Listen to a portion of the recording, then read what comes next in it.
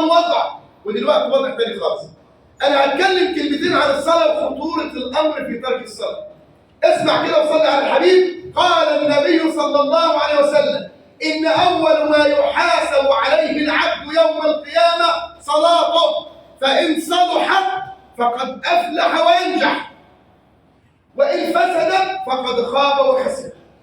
يعني من الاخر دي ورقه امتحان محطوطه كده، بيجي اللي بيصحح حاطط لك سؤال اجباري في الاول والباقي اختياري. لو الاجباري مش محلول يبقى الاختياري مش مقبول.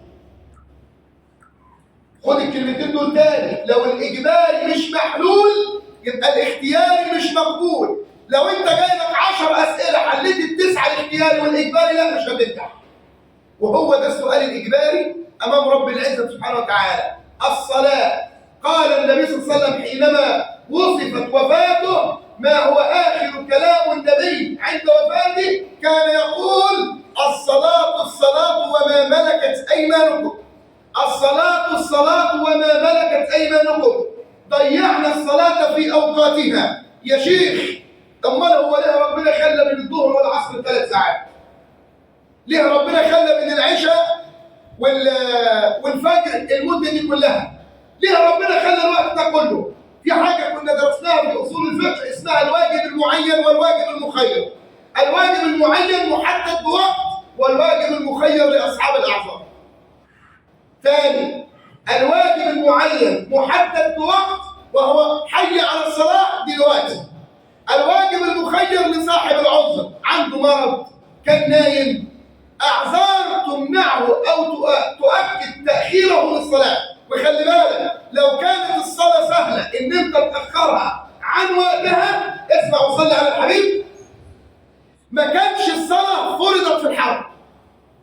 انت تعرف ان المحارب اللي شايل سلاحه من ساعتها لغايه الان، المحارب لا تسقط عنه الصلاه. وانا ماشي وشايل عدة الحرب على كتفي وأذن العصر، أصلي وأنا بحارب. أصلي وأنا بحارب إزاي؟ هقول أشياء الصلاة وأنا بجري في الحرب، وهثبت لك كده. صلي على النبي. أبو أمية الضمري، أذكر أنني قلت ذلك هنا من قبل. أبو أمية الضمري حينما أرسله النبي صلى الله عليه وسلم لقتل سيد من أسياد قبائل العرب، القبيلة دي كانت قبيلة قوية جدا، لو تركها النبي صلى الله عليه وسلم تكاد أن تهلك المسلمين. وعندهم عادة، لو قتل قائدهم لتشتتوا جميعا وانهزموا. فقال: أمر أبو أمية الضمري، ومن ساعتها، من يوم ما عرفت اسم الرجل ده ما بنساش اسمه أبدا. احنا كتير بنسمع عمر وعثمان وعلي، لكن في صحابة كتير لهم بطولات ما نعرفش عنهم حاجة. أبو أمية الضمري تكلف بالرسالة بأن يقتل هذا الرجل. فذهب أبو أمية الضمري ومشى في الطريق، فقال له النبي صلى الله عليه وسلم، أو قال للنبي: يا رسول الله، أعرفه إزاي الراجل ده؟ اسمع كده، أعرفه إزاي؟ قال له: أول ما تشوفه هتخاف. أول ما يجي وشك في وشه سيدب الرعب في قلبك. لو أنا راح أموت واحد، يبقى دي الرسالة بتاعتك ليا. ولكن النبي صلى الله عليه وسلم كان صادق في كل شيء. فخرج أبو أمية الضمري وذهب في طريقه، فأذن العصر على أبو أمية الضمري وهو مقبل على المكان. يقول بعد ذلك: حينما عدت أنا صليت وأنا ماشي، صلى وهو ماشي، فجئت إلى النبي صلى الله عليه وسلم فأخبرته بما حدث بعدما قتله أبو أمية الضمري. فقال: يا رسول الله، حضرتني الصلاة فما استطعت أن أصلي كالصلاة العادية لأنني خفت، فصليت وأنا ماشي. فأقرها النبي عليه ولم ينكر عليه ذلك. ودي اسمها صلاة الخوف. عارف أنا وأنت لو في عندنا مثلا أنت عندك مشكلة في بيتك بينك وبين حد، يجوز لك إنك تصلي صلاة الخوف لو أنت خايف إن حد يهجم على بيتك. عارف إن في قطاع طرق أو كده بتصلي صلاة الخوف دي. فلذلك إذا كانت الصلاة فرضت على المحارب وما تسكتش عنه، تبقى أنت قاعد في بيتك مثلا قدام التلفزيون، أو قاعد شغال في الأرض، أو قاعد في محلك، أو بتعمل، يا عمي بص، مش عارف تروح تصلي في المسجد اللي اتهجر ده، المساجد التي هجرت، وخصوصا بنلاقي فراغ كبير بعد رمضان، صلي في أرضك في ساعتها ما تأخرهاش.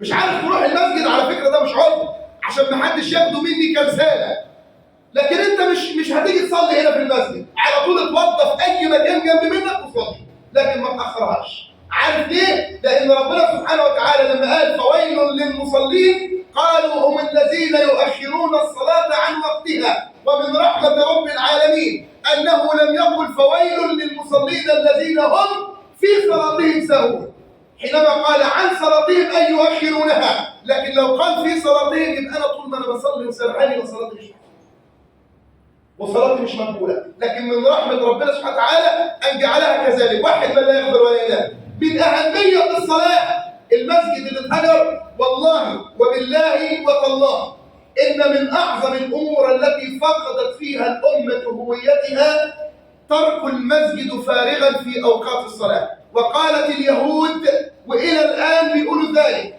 لن ينتصر المسلمون على غيرهم من الكفار أو على اليهود إلا بعد أن تعود المساجد في الصلاة العادية كما تكون صلاة الجمعة. لن يستطيع المسلمين النصرة على الأعداء إلا أن تكون الصلاة هي الشيء الأول. اعمل لها وقت. بص، لو أنت حسبتها كده ولقيت إن مثلا كل صلاة هتاخد منها 100 جنيه واتحسبت لك كده، هتعمل لها منبه لكل فرد عشان لو نمت ما تروحش عليك ال 100 جنيه مش الصلاة. والله لو حدد على باب المسجد أموال تدفع لكل صلاة لتلاقي كل واحد ساعة الصلاة جاي أول واحد بيجي ويتشاجروا على أمر الصلاة. فأنت حط لها الوقت أكنها أمر من أمور الدنيا، أكنها شغلة من الشغل. تبص تلاقي كده بتشوف الموضوع ده معلش يعني دقيقتين كده، تبص تلاقي واحد صاحب محل قاعد والصلاة شغالة، فتبص تلاقي صاحب المحل اللي قاعد والصلاة شغالة ده مفيش ولا واحد عنه، واللي قفل تلاقي الناس حتى اللي ما بتصليش واقفة عند المحل مستنياه. ليه؟ لأن رزق ربنا سبحانه وتعالى لا تسوقه لنفسك وإنما يساق إليك. هو يساق إليك، لكن أنت لو رحت لربنا سبحانه وتعالى وأقبلت عليه أقبل عليك. آخر ما أختم به عشان تعرف أمر الصلاة وخطورتها، وطبعا دي عايزة موضوع كبير، سواء كان الصلاة في المسجد أو كانت الصلاة عموما وتأخيرها عن وقتها الذي حددت له، وتضييع صلاة الجماعة التي أخبر عنها النبي صلى الله عليه وسلم: صلاة الجماعة أفضل من صلاة الفرد ب27 درجة. ولو كانت صلاة الجماعة هينة كما تتخيل أنت أو المسجد الصلاة فيه هينة لما كان أول شيء فعله النبي بعد الهجرة أنه بنى المسجد لإقامة الجماعة فيه. آخر شيء قال ربنا سبحانه وتعالى للمسلمين الذين دخلوا النار يعذبون: ما سلككم في سقر؟ إيه اللي جابكم النار هنا؟ خلي بالك الحاجات اللي أنا هقولها دي مش هيسأل عنها الكافر، هيسأل عنها المسلم. ما سلككم في سقر؟ قالوا لم نكن من المصلين. هو الكافر مطلوب منه صلاة؟ ولم نكن نطعم المسكين. هو الكافر مطلوب منه يطعم المسكين؟ وكنا نخوض مع الخائضين، أي نتحدث في أعراض بعضنا البعض. هو الكافر هيسأل الحاجات دي؟ ليس بعد الكفر ذنب.